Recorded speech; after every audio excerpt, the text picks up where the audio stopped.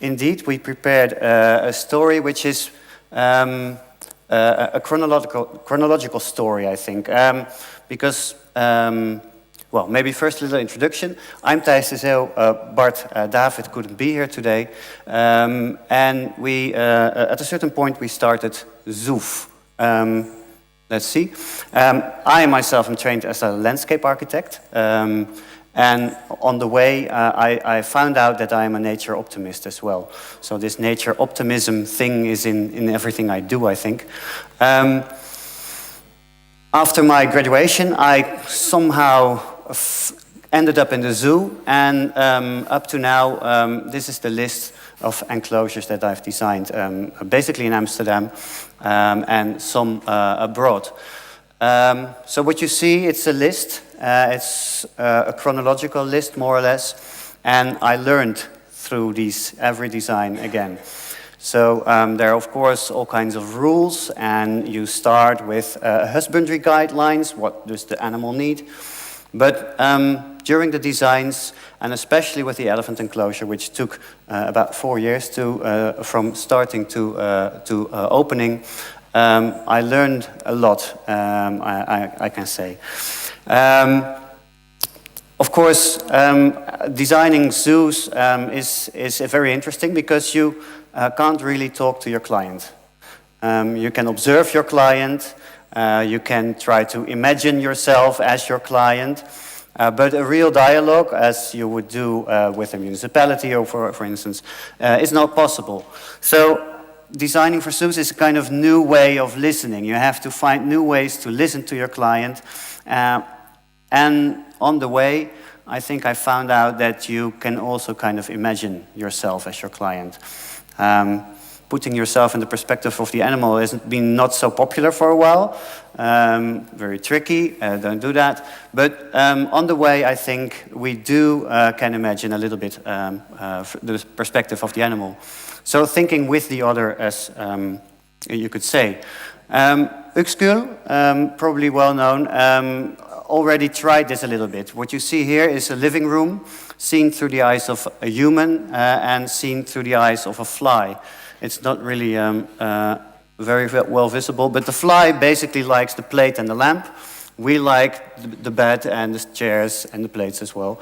So everybody has a different perspective, which is, you could say, Umwelt and Umgebung. Umgebung is the whole set, but the Umwelt is what you really experience. And that's really important if you design for an animal. So the case of the Asian elephant. How to listen to an elephant. Who is the elephant? Is the elephant an Asian animal or is it an urban animal?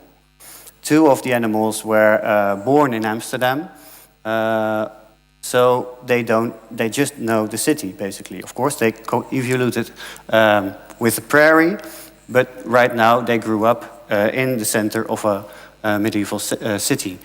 So what are the relevant things to listen to? And those are not the ones you necessarily find in the husbandry guidelines, like the list of parameters that you should work with. Complexity of Umwelt. They can make a mental map of 500 square kilometers during the year, knowing which is blossoming where, knowing where the minerals to find in which season. So they have a huge capacity of mapping their environment. Very interesting, on 4,000 square meters, of course. Foraging behavior, of course, they eat a lot. And if you just drop the food, they will be standing there for 16 hours at the same place. So how to manage that? And we visited Zurich Zoo to get inspiration on that. Freedom of healthcare, it's put a bit like funny, but they treat themselves, they help themselves. They treat their skin, for instance, that's very important. And having the option to gain this knowledge in a small area is very important because knowledge is a very important thing.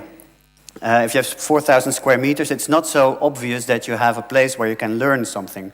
But what they found out is that learning is very important for elephants because passing on knowledge from generation to generation makes a very good bond.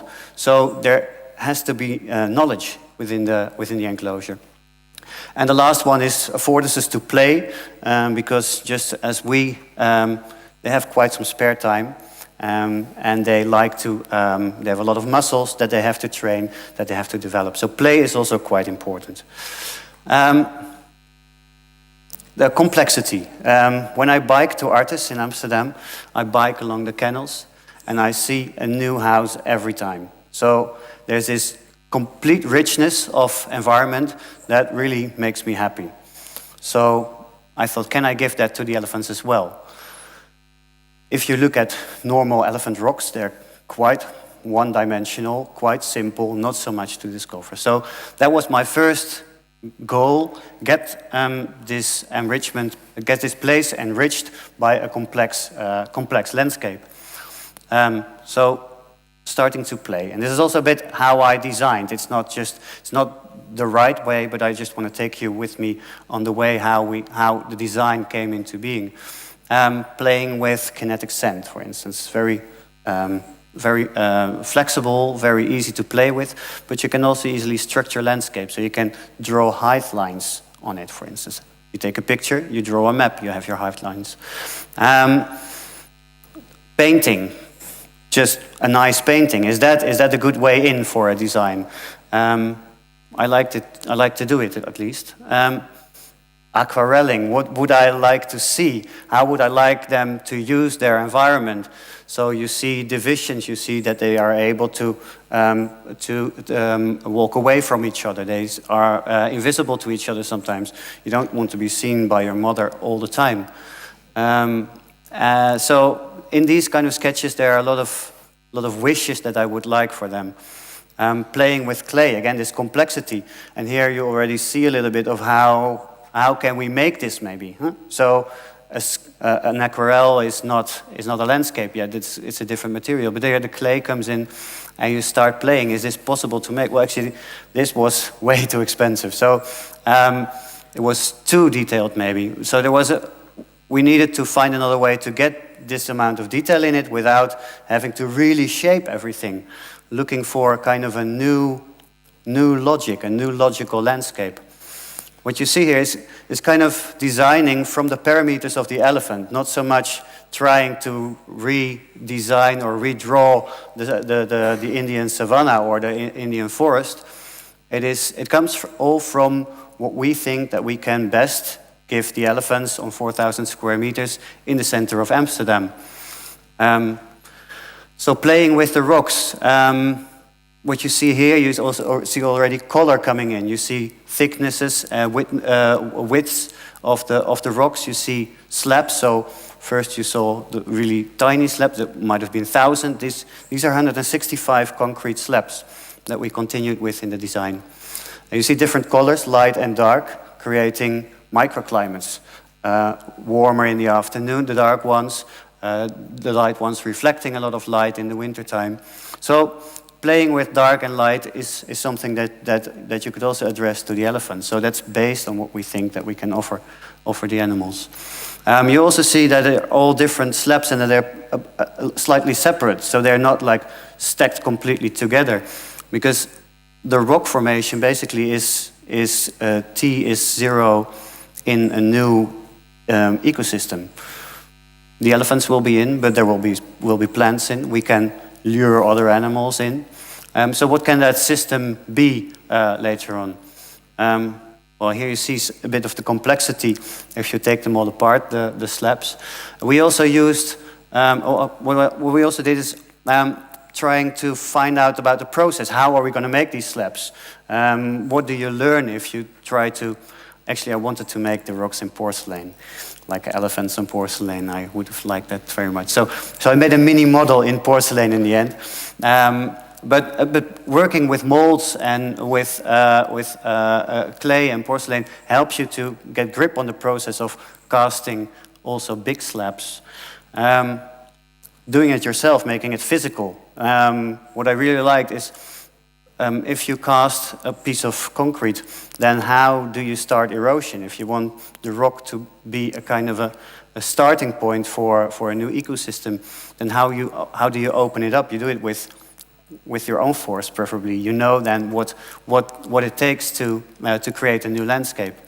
So yeah, making models, doing physical work is really, especially on the scale of the elephant, is really interesting and nice. Thinking about feeding, how they will feed. So the rocks also are feeders. You see the opening, and we inserted feeders that open and close randomly, so that they, like in nature, they walk and they digest at the same time, not just standing and digesting. Walking, and the Zurich cow lost 100 kilos in 1 year just by walking more, not by eating less. So it's to do with the healthcare of the animal as well.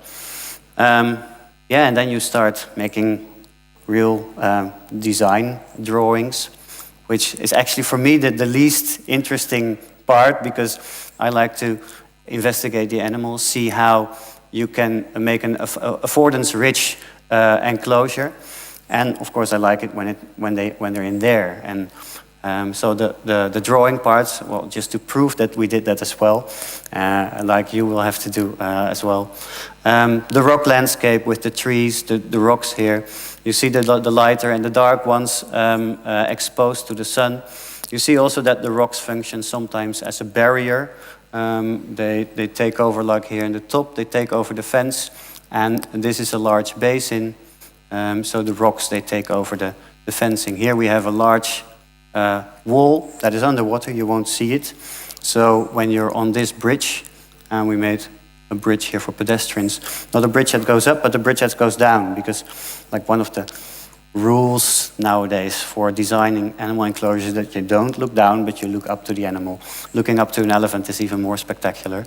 And the elephant can swim up to the wall, and you can almost feel the elephant. Well, the technical drawings. Enrichment is something that's, of course, very important, and enrichment is often something that is put in afterwards. So we have a landscape, we put 5 million in a landscape, and we put a plastic ball. So we have this nice reconstructed image of the animal in its landscape, and we put a plastic ball because we want to be sure that the animal can play. That's, of course, a little bit weird. I won't go into it now, but it's a very interesting study to see what enrichment does to enclosures with car tires and cut open jerry cans and stuff like that. So what we tried is to put this enrichment inside the landscape, let the landscape be enriching. So that's, for instance, as well, with the rocks again. This is then the final plan. You see, well, maybe just practical. These are the current stables, a separation that connects the old area and the new area where you can walk around.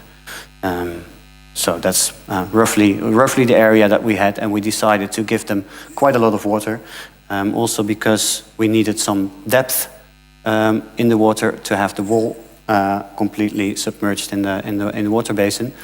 But the other thing that I wanted, for instance, that was like more an intuition thing.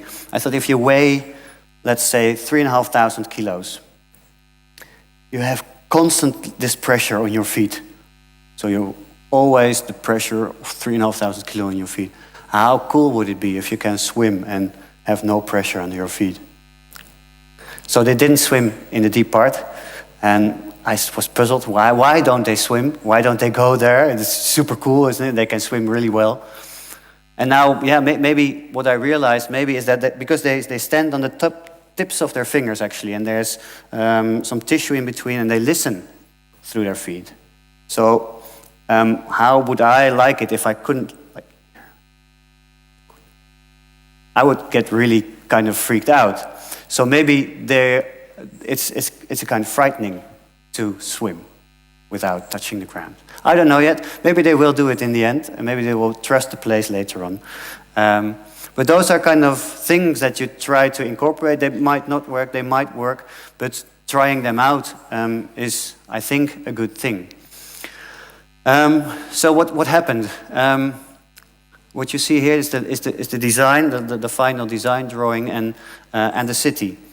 And basically, they look like each other quite much.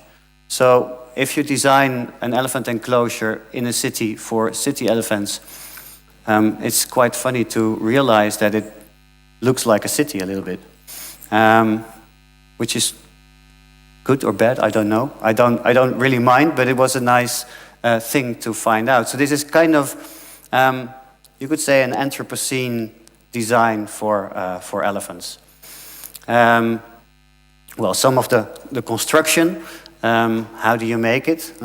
Scaling up the little porcelain thing up to 50-ton pieces of concrete, casting them, treating them, placing them, and then you have your landscape. But then it only starts, of course. Then the elephants go in, and you will see whether they will use it. And it's hard to see whether they really like it, whether they are happy with it. You can measure some pieces, some parts of the behavior, but yeah, how do you know whether they like it? At least they like their food. The feeders, they work now. But you also see, it's getting green here. Well, it's winter time, so the trees are starting to grow. What we did is, thinking from this ecosystem, for instance, what goes in goes out, so they shit. And we're now still in a kind of a dialogue. Of course, people don't want to see the shit. But on the other hand, the shit is also a beginning of other life. What we did is we put 30 sparrow houses, like the house sparrow, and they really love elephant shit.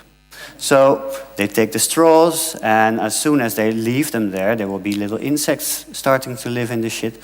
So putting the sparrow houses has something to do with the new ecosystem that might be starting there. The skin treatment, we gave them mud. They had never seen mud their whole life. And the first thing they did was dive in head first, treating their skin.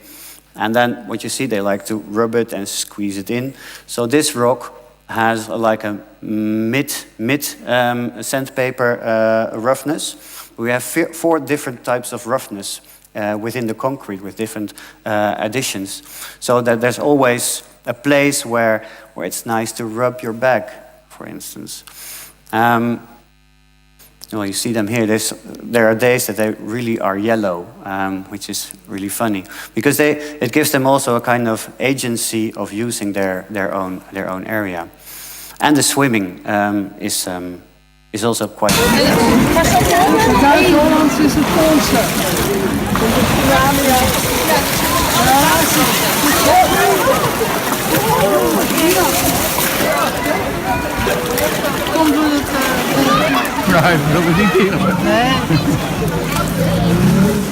We calculated that the size of one elephant would make the water go over the edge.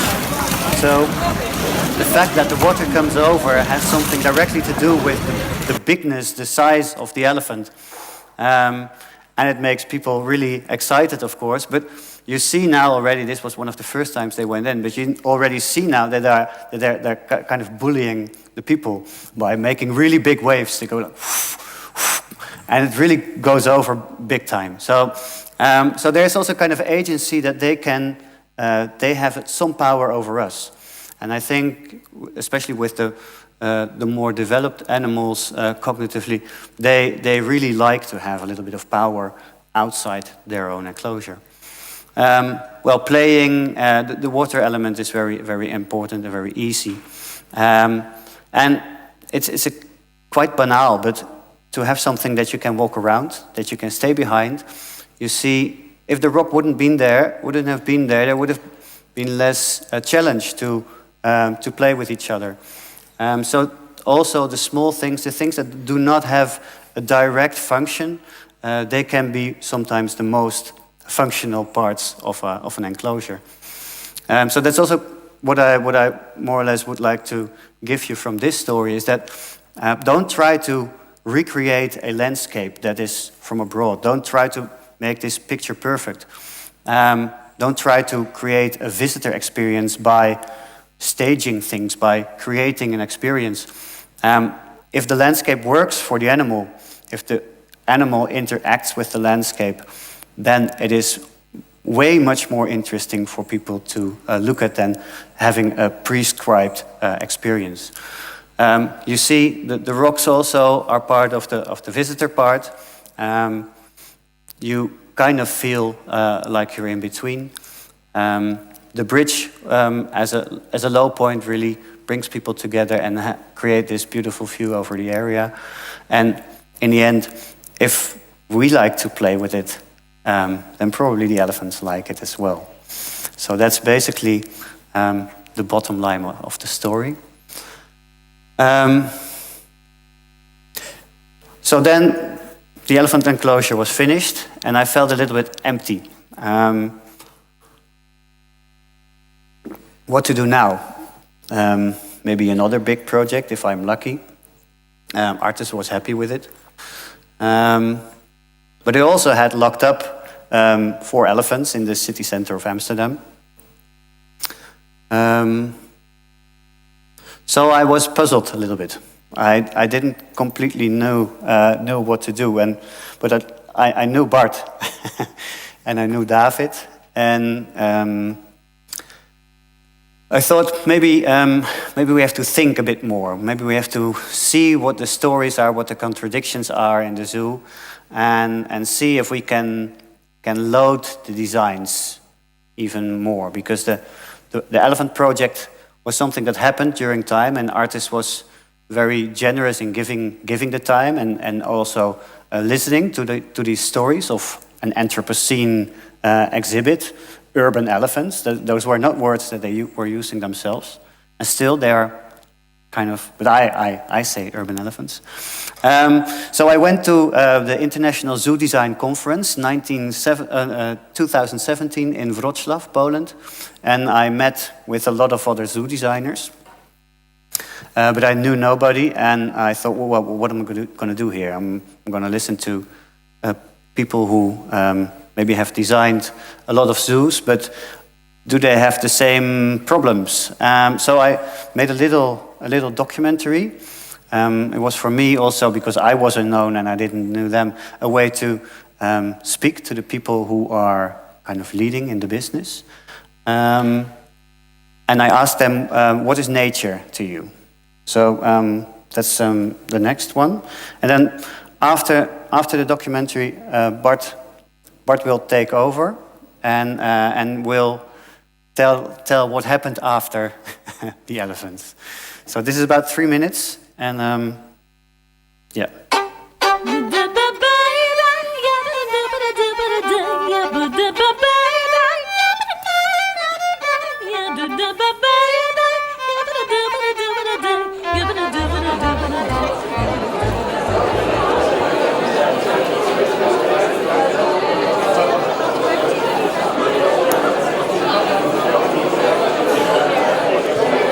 Okay.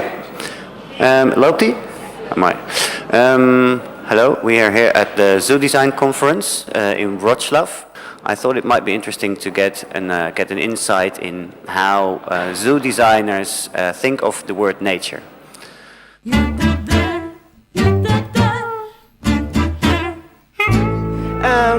Either nature's everything or nature's nothing. Nature means everything which is natural and pristine, as opposed to polluted and degraded. I consider myself part of nature.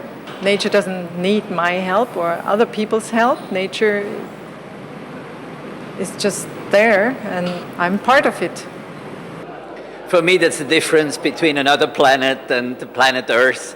In most cases, yeah, humans have removed themselves from nature. To humans, a lot of what passes for nature for humans is actually very symbolic. To me, the word nature is everything. I mean, I could say it's everything that follows the rules of science and physics, and maybe even spirituality, that it's neither good nor bad, it just is. anything not man-made. But it's also, for me, it's a very hard point, it's diversity, biodiversity, which man is part of. Nature may be everything. Also a city is a kind of nature. There are two things that come to mind. The visual image is imbued with light and color and reflectivity. The other, for me, is the acoustic. To me, that's nature. So is this. Different nature. And it can be all kinds of things. I think when the surroundings feel in harmony, and you can submerge yourself into that, and then you're in nature. Nature is not just paradise, it's heavy destruction, it's regenerating things, reforming things, and so nature is a changing thing. Nature is my mother. Nature produces every creature, and every creature relates deeply each other, so we have to respect them.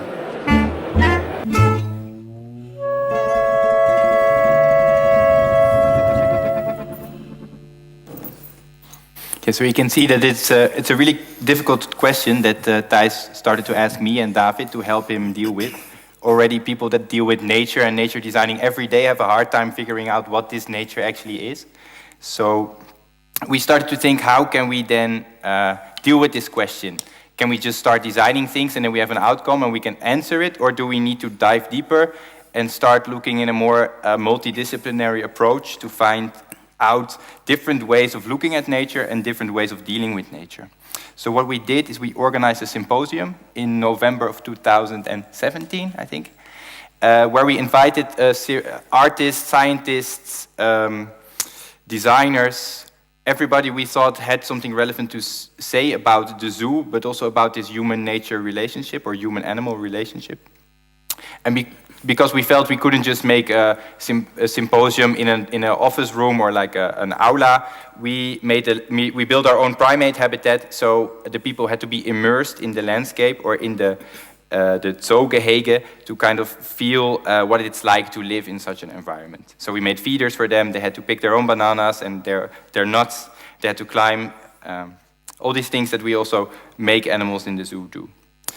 And we invited a big crowd of mixed people. We invited a lot of animals as well. Sadly, only a few came. We only had one dog and a couple of plants. But it was good that they were also part of the discussion. And we structured it according to 3 topics. One was about this complexity of nature and this question, what can nature be? One was more about nature's opportunism and how we as humans are somehow supreme to everyone else and we think we are in control. So if you think about this kind of the Anthropocene, this whole idea that we as people are now changing the world to such an extent that there is no going back. How do we deal with these type of responsibilities? And the last one was about the sublime, so this kind of image of what does nature look like, and can that image also change? This is I'm just quickly going to give you an overview of some of the guests we had, so that you also know what we talked about at this symposium, because for us this is a really important part of the project. Our goal is not to present a final solution of what the zoo should become or what the future of the zoo is, but we want to kind of open the perspective and bring different voices to the table. So the first speaker was Aldo Hackman. I think he's now also based in Appenzell. He moved to Switzerland. And he is a botanist who knows a lot about plants that have medicinal values. So he also organized a kava kava ritual where we took the root of a certain plant and used that to form a discussion, which was very interesting. Another person, she was not there physically, but she made a beautiful movie, which I will now show, was Barbara Visser. She's also part of our feedback group, so she helps us in developing these scenarios for the future. I'm not sure, how are we with time? Just, what?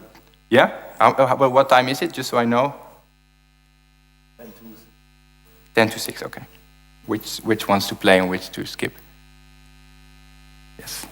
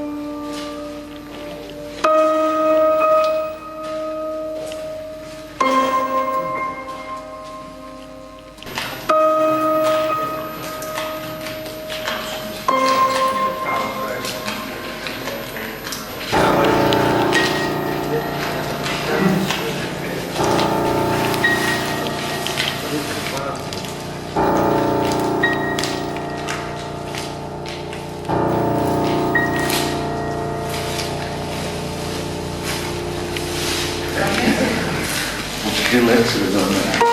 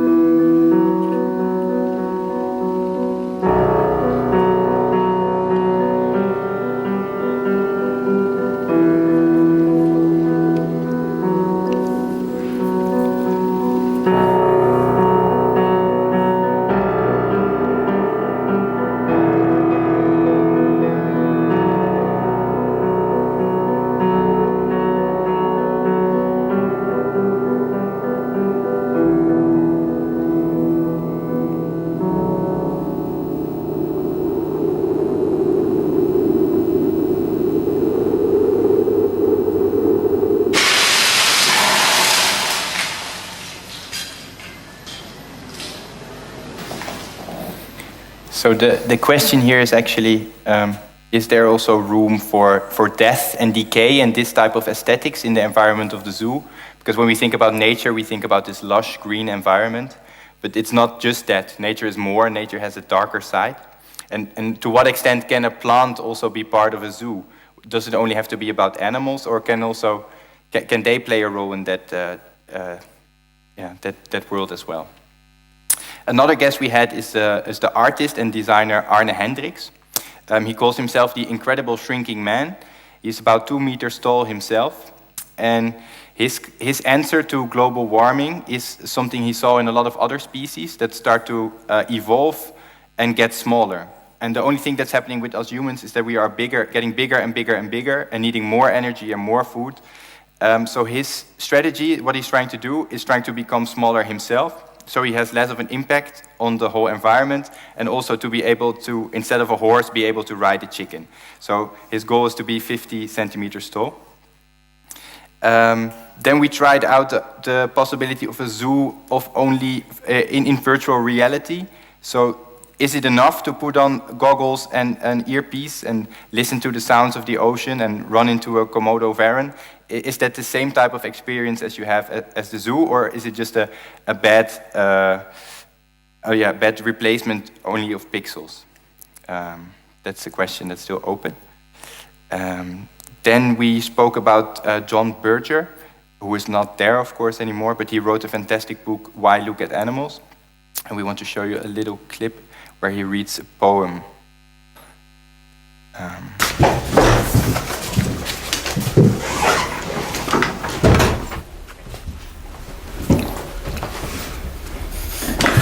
Okay, this is a poem which is called They Are the Last, and it's dedicated to Beverly.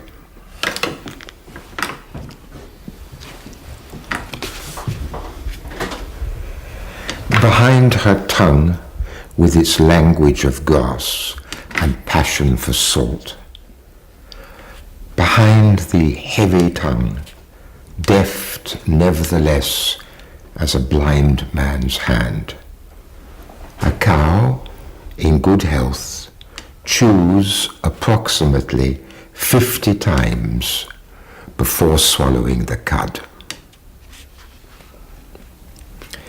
It appears the animals, Beverly, are immigrating. Their America, the constellations in the sky, lizard, lion, great bear, lamb, bull, crow, hare. Perhaps the more prudent, like the agouti, have chosen the Milky Way. Put your ear to her flank, and you will hear the tide of her 4 stomachs. Her second, like a net, has the name of a constellation, Reticulum. Her third, the Salterarium, is like the pages of a book. When she falls sick and lacks the will to chew, her 4 stomachs fall, silent as a hive in winter. Each year, more animals depart. Only pets and carcasses remain, and the carcasses, living or dead, are from birth ineluctably and invisibly turned into meat.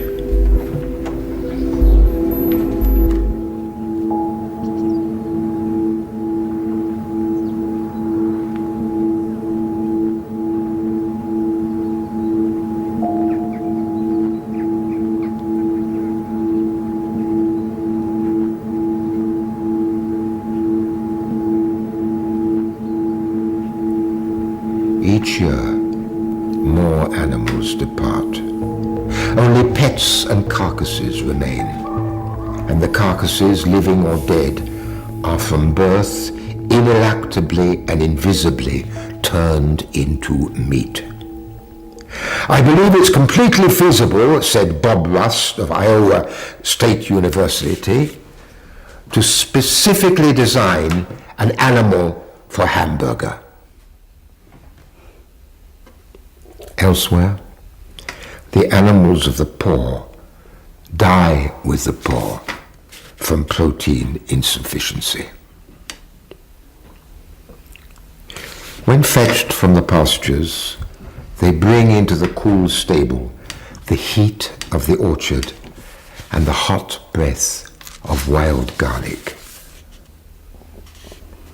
To clean out the cowshed, scatter a little of the mare's dung. It absorbs their shit, liquid as springtime and green with grass. And fasten them well tonight. Bed them with beech leaves, Beverly. They are the last. Now that they have gone, it is their endurance we miss. Unlike the tree, the river, or the cloud, the animals had eyes, and in their glance was permanence.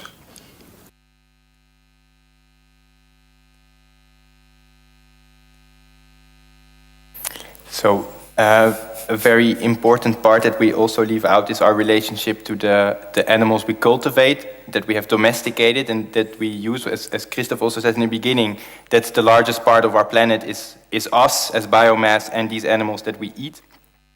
And since he moved to France, to the Alps there, he got a really special relationship with these cows, which he deals with in this poem.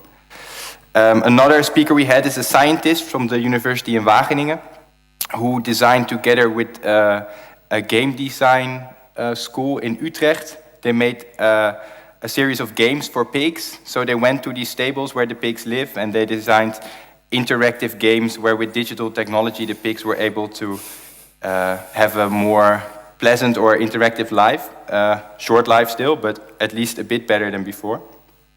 And he also spoke about Daniel, the emotional support duck, because in the United States you are allowed to have an emotional support animal.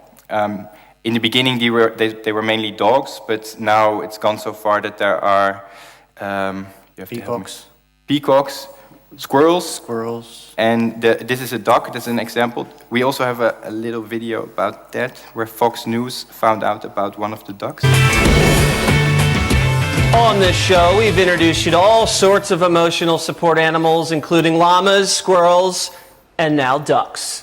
Meet Carla Fitzgerald and her emotional support duck, Daniel Turducken Stinkerbutt. The two have been together for 5 years. They travel everywhere together, including on planes, and now they are wading in to Water's world. Carla and Daniel, welcome. Hello, thank you for having us. Oh, you're welcome. So, why do you have an emotional support duck? I didn't intend on having an emotional support anything, to tell you the truth. I had Daniel before the accident, and Daniel took over. I want to say he helped care for me as far as my emotions were concerned. Right? Okay. You did. So you had an accident, and it was like a car accident or something like that? Car versus horse carriage. Someone plowed right into the back of my horse carriage, sent me flying out onto a metal grate drawbridge, and it took them almost 5 months to teach me to walk again. Oh, I'm sorry to hear that. I'm very sorry to hear that. So you have the duck now, and it gives you emotional support. And you have Thanksgiving dinner with the duck, is that true? Yes, we do that. We do that every year. That's one of the few times a year he gets to sit at the table. Okay, and there you are enjoying the feast with the duck. And the duck eats turkey, which blows my mind. And you fly on a plane with the duck, which is kind of controversial. Does the duck behave itself on the plane? Absolutely. He has to behave himself anywhere he goes. He goes to my doctor's appointments. I require him to behave. And same thing on an airplane, because having an animal that does not behave is not fair to everybody else who's paying good money for a plane ticket. No, I mean, plane tickets are really expensive. Does the duck go to the bathroom on the plane, or do you put a diaper on the duck? How does that work? Yep, he wears his diaper harness and he goes potty in his diaper, and when he needs a change, he will let you know. Okay. So I have a note from your doctor. Some would consider him a quack, but obviously it's a legit guy. And he says that, you know, it's an emotional support duck. It's a reasonable thing to have, and it's very helpful for you. For people that think this is a little bit too much, what would you say to them? Until they get thrown out of a horse carriage onto a metal grate drawbridge and have to be taught how to walk, and they're terrified every time they hear EMS, and they're terrified in public, then they have no room to talk. And for post-traumatic stress disorder, that is considered traumatic brain injury. That is not an emotional problem. That is a physical problem. Well, I'm glad in the brain that's on brain scan. I'm glad that the duck is providing you with what you need. And turducken McQuacks a lot. What was the name of the duck again? Turducken Stinkerbutt, and the reason why it's turducken is because sometimes at home he gets into things he ought not to, like he unravels the toilet paper. Okay, all right. Well, that is a lot of information, and drive safe, and I'll see you guys another time. Thank you very much. Thank you. Yeah, so we were thinking, can we have a traveling zoo? Can we just have all the animals from the zoo as emotional support animals and go all across the world with them? Is that a realistic idea? But then we also heard about studies that these golden retrievers that are used by the American Army for soldiers with post-traumatic stress syndromes, that the golden retrievers also get depressed themselves because they take over the depression from the human owner. So maybe it's not such a good idea. We don't know. Then there was Govert Flint. He's a designer. He talked about using the ideas of Jane Goodall, who was a famous scientist who lived with the gorillas for a long time. And she has some pillars about animal interaction and enrichment for their brains. But what he's trying to do is actually using these principles from the zoo and applying them to human life. So what we do as humans is also quite strange. We go to a place, we sit there for 9 hours and just sit still, maybe look at the computer screen, but we don't really move. So what he's trying to do is make furniture that helps people have an enriched day themselves and move around more. This was an artist, Katarina Svoboda, who's based in Hamburg and Vienna, who made a beautiful movie about the Penguin Pool in London, which is very well known by architects for its architectural qualities, but it could also be read as an art piece itself. So she made a movie about it, which is also, we don't really have time to show everything, but it was very beautiful. Then there's another aspect of the zoo, the colonial part. So we had a guest from South Africa, Nick Shepherd, who talked about Cecil Rhodes, who was a slave owner and very mighty man in South Africa, and who, to display his power, he had these lions next to his slaves. It's a very loaded history, one that's especially also in Holland quite important, but not really well researched yet. So that's also, it's a question came up to us, for who is the zoo actually intended? Is it just for rich white people, or is it for everyone? And what is the animal's role then in there? Then we had Kauri Driscoll from Iceland. He talked about the poem by Rilke, Rainer Maria Rilke, which probably most of you know and can read way better than I can, about the tiger. And he was talking about how also words can become a cage, so that the letters L and T become like the bars, so that even by reading the poem and just looking at it visually, Rilke tried to show this environment that he's talking about in the poem. Then there's this thing, we keep talking about planet Earth, but what about life outside of Earth? So we want to show a quick clip by James Lovelock. Come along with a theory like Gaia, and it's so far beyond their normal experience, they're not going to be able to react to it. 3, 2, 1, 0.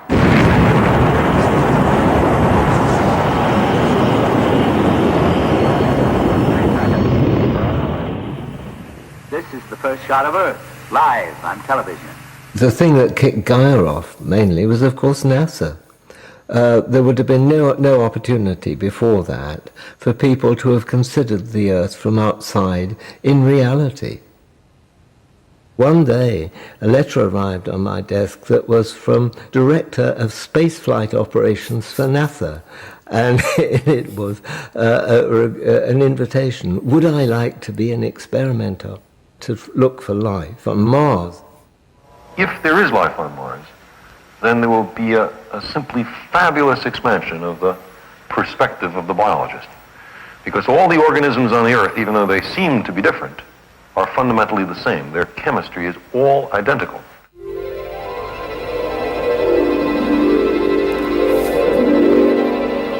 I went along to this meeting of biologists about various experiments to detect life on Mars that NASA's going to send there on one of the future missions. The first thing we'll have to do is organize a team, the best we can get. Most of the experiments that the biologists were doing were based on the assumption that life on Mars would be very like life in the Mojave Desert. If their experiment could detect life in that desert, then it could probably detect it on Mars.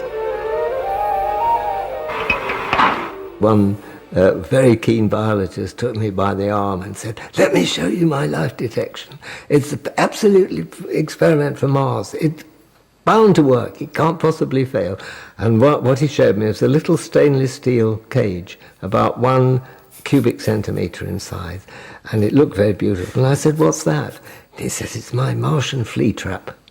And I said, "Why do you think there's fleas on Mars?" He said, "Well, everybody knows Mars is nothing but desert. And where you get an extensive desert, you always have camels. And there's no animals with more fleas than a camel. This will detect life on Mars."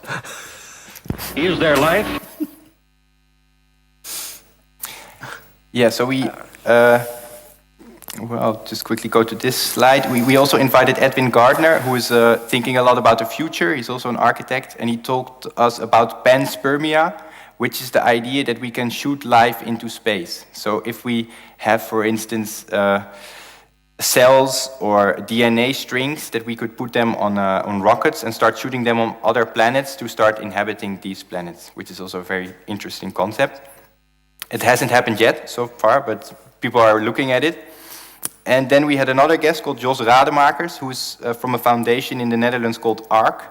And what they're doing is they're trying to rewild the Netherlands. So we have a very organized landscape with a lot of clear lines that cut off different biodiversity zones. So what he's trying to do is to reintroduce the wolf, to get very old species like the Wisent and some horses back to these delta landscapes that we have, which is quite a struggle because of all the bureaucracy. It's very expensive to make eco-ducts everywhere, but they're doing their best and they have got a lot of support. And then we had Esmee Geerkens talking about the most tiny forms of life. She works in the Waddenzee, which is in the north of the Netherlands, and she's studying the most tiny things living there in the water. Very, very fascinating, but very, very hard to imagine. You can only see it on these images on the screen where you have these microscopic shots of how they live and how they reproduce. And then at the end, we had a very beautiful movie by Melanie Bonayo, which we will probably not show you a part of. I don't know which time. Yeah, probably too short, but yeah. But which we advise you to look for, because what she's doing, she's really looking at how rituals and can also bring out the animal in us, because we forget sometimes that we ourselves are also animals. And she has some very interesting ways to make that work. So there was the symposium, and we took many things from the symposium, but we wanted to see if we could test some of these scenarios that we discussed during that day, if we could turn them into designs, or at least into designs that can trigger thoughts and help other zoo designers kind of update their vision on what a zoo is and what a zoo can be. So this is a work in progress. I'm just going to quickly show you these 4 projects, and then afterwards we can have a discussion about how realistic are they, and maybe you also have ideas of a future zoo that we would really love to hear. The first one is the Unearthed Zoo. So this is more about life on Earth and life in outer space. It started with this obsession for, is there life on Mars, and these type of questions, or shooting our own life into the universe. This is the first plant that was ever grown in space, I think a couple of months ago. It lived for about 2 hours and then it already died. They don't know why, but it was the first plant to have grown on a space mission. So with that kind of thought, we started to develop an approach where we have 4 scenarios how you can have this unearthly life present on Earth. So, for instance, these are underwater volcanoes that they found on I'm not sure if that was Mars or another planet. David is not here, sadly, because he knows all these things very, very well. But we also have underwater volcanoes on Earth. They were only discovered in the 70s. And we have a little clip, I think.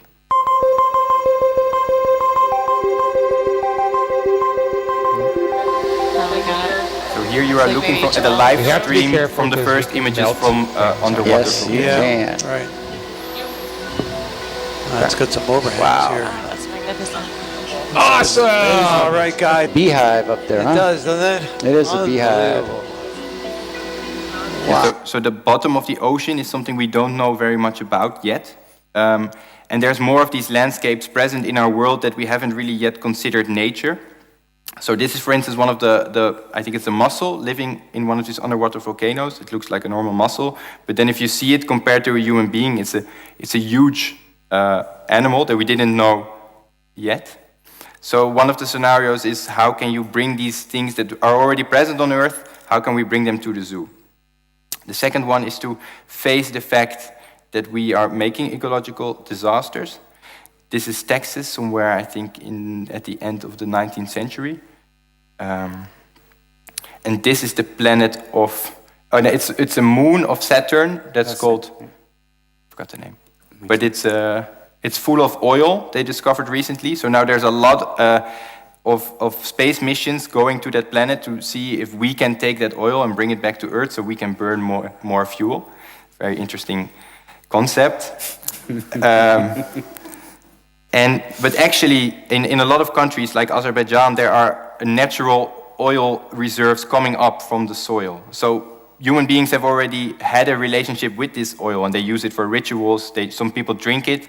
It's very good to disinfect. So if you have a wound, you can put your arm in oil, and it will stay clean for a while at least. Maybe not too long. So how can we bring these type of landscapes that we have not yet considered pristine nature into the zoo and make that into a new environment? Then there's this idea of the virgin world. This is an island being born, an island called Südsee. Before there was just ocean, it was just underwater, but here it's coming above sea level. So the first species that start to inhabit this island are brought there by birds. So these plants come. Also for scientists from NASA, this is the most fantastic environment because it's a bit like outer space because there was no life there yet. So how can you bring life there, and how does that work? It's like a clean sheet, tabula rasa, to start from. And then the humans start to come. So this is the first visitor of Südsee, the first tourist, I think. So how can we also create in the zoo such a landscape that is nothing yet, but starts to become a world over time? And then there's a last part, which is about shadows. So some things, I'm not sure if I can really explain this one. No, it's a bit weird. It's very difficult. But it's about these things that are in outer space that cast shadows on Earth, or sometimes even come to Earth and then cast their shadows there. So this is all. Yeah, we have 4 projects, so we are not working especially on this project, so it's a little bit harder to explain exactly what they are doing.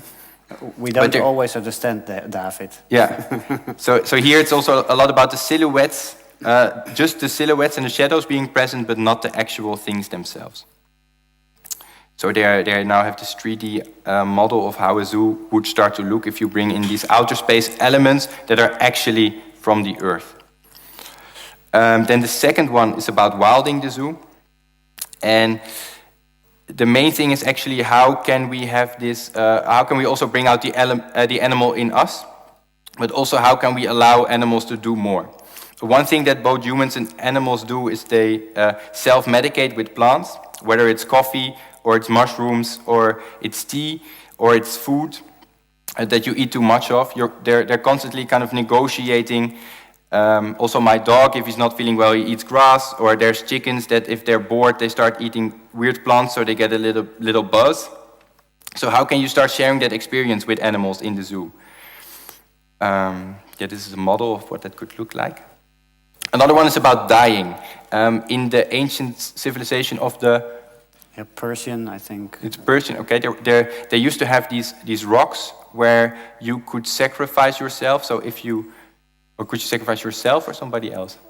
Well, actually, you bury your relatives on a rock. Sometimes it's an open system. Sometimes they really build architectural structures for it. But you give yourself to the air by being eaten by vultures. Yeah, so it's a very beautiful, also very symbolic way of becoming part of nature again. So how can we integrate that type of experience in the zoo as well? This is a model of what that could look like if the giraffe and the rhino would also look. Then there's this thing of eating. We all eat. We eat different things. We eat the same things. Why can't we eat together? Why can't the zoo have one big table where you encounter each other and you share, and you see how they eat and they can watch you eat? Because that's also a thing that animals, they're very curious. They also love seeing what we do. And then the last design is about hibernation. Something we don't do, but I think a lot of us relate to, like maybe it would be a good idea to hibernate sometimes and to spend some more time sleeping in the winter. So imagine having a rock in which animals like the marmot, the hedgehog, the bear, and the bats go to hibernate, and you can sleep with them for a couple of days inside of the rock. So that's also still under construction. Then another project is the city as a zoo, where we were thinking like there's a lot of also spaces or public services that we like to share with animals, or that animals also really like to use. So do we. So how can we create a type of space that brings in many different species? So this is an example again from Jacob van Uxkull of an oak tree that has different relationships to all different types of species, from ants to bats to owls to foxes, and they all find a different niche within that one tree where they can live. So how can we have that kind of thought and bring it to the zoo? This is again about the Umwelt und Umgebung, very important concept for von Uxkull. And this is an image that he made of a street seen by a cricket, a fly, a mollusk, and a human being. So if you start thinking like another species, also the whole world starts to look different. So we thought, what is a place where all these things meet, especially in the city? We thought about the streets. So instead of sous les pavés la plage, we thought sous les pavés le zoo. So what if we take out these cobblestones and we see what's underneath? So we want to replace 10% of the city streets with soil. So we take out the asphalt and replace it with soil again, or the soil that's already underneath. So that also this life, that the microbes that are living in there get another chance and are able to provide the conditions for new habitats. So we made a map of Zurich where we started connecting already existing zones and parks and green spaces. And we made three different types of streets. The first one is the insect highway. So this is again Jacob van Uxkull, what a bee sees and what a human sees if they look at a flower meadow. So how can we make a place that they can move through like a highway from one side of the city to the other without being caught up in traffic? That's like it's a very densely planted zone. As people, you can look inside, but you can't get in because of the hedges or the dense planting. The second scenario we were thinking about is the linear prairies. So how can we take this agricultural landscape and bring it into the city, make it go from A to B, from one side to the other. So here you only need, I don't know how you call that, a viersperre. You need a little... roster, yeah, like a roster, so that they can't go through, which is quite simple as an intervention. Then the last one is a bit more radical. We thought about the zoo boulevard, because also the animals maybe want to go out for a day if they're always stuck in the zoo. So what if we make a loop going from the zoo, so that once a week maybe the giraffes can go for a walk and you can go picnicking in between? So we start to use the kind of the separations made in the zoo, like the ha-ha wall, and we bring it to the densely populated city. And there's also a lot of benefits for replacing asphalt with soil. And we're also now testing this out in models. What would that look like? And then the last example that we have is the Zoo of Detaxonomy, which deals with this colonial heritage of the zoo. I'll show you a clip of it moving. Yes. This is a series of images dating back to 50,000 before Christ, I believe, of humans and giraffes.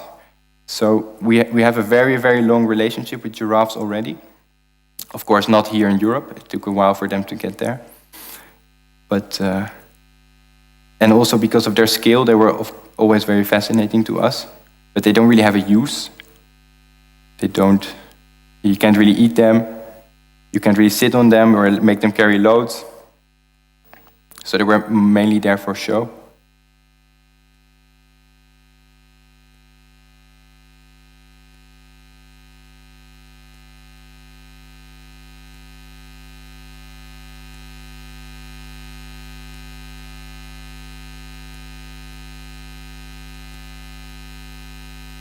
I think this is when the first giraffe arrived in Europe. So, and it became part of our Western aesthetics. Also as a contrast to the architecture, it's always a very strong element. Okay, so in this project we are testing, this is the Zoo of Berlin in 1845. This is it. It's growing, it's expanding, there's more paths, there's more different types of habitats, different types of architecture as well. Slowly getting more modern, more organized. And this is the zoo today. And in this scenario, we take out the paths, so we start taking out the humans. So what does a zoo become if it's not about people watching animals anymore? And also then what do these buildings become? Do we need to erase some so that there's more landscape for these animals to live in? And can we still maybe get to these buildings from the outside so we can go in some of them and see the world around it, but leave all the space open for the giraffe in this example? So this is what such a landscape would look like. You have all these ruins of different types and styles of architecture.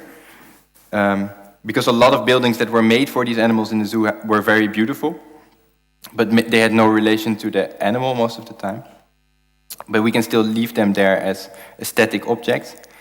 And what do they then still tell about the zoo and about these animals?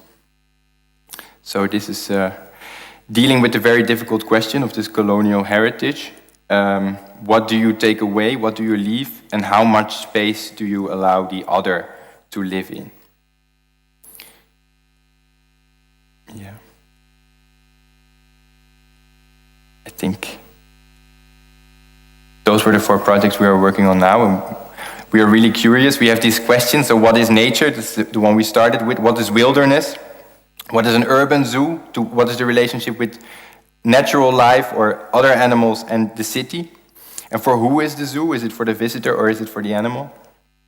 And is there a zoo in outer space? Is there nature beyond the one we experience? Thanks so much. It was really inspiring.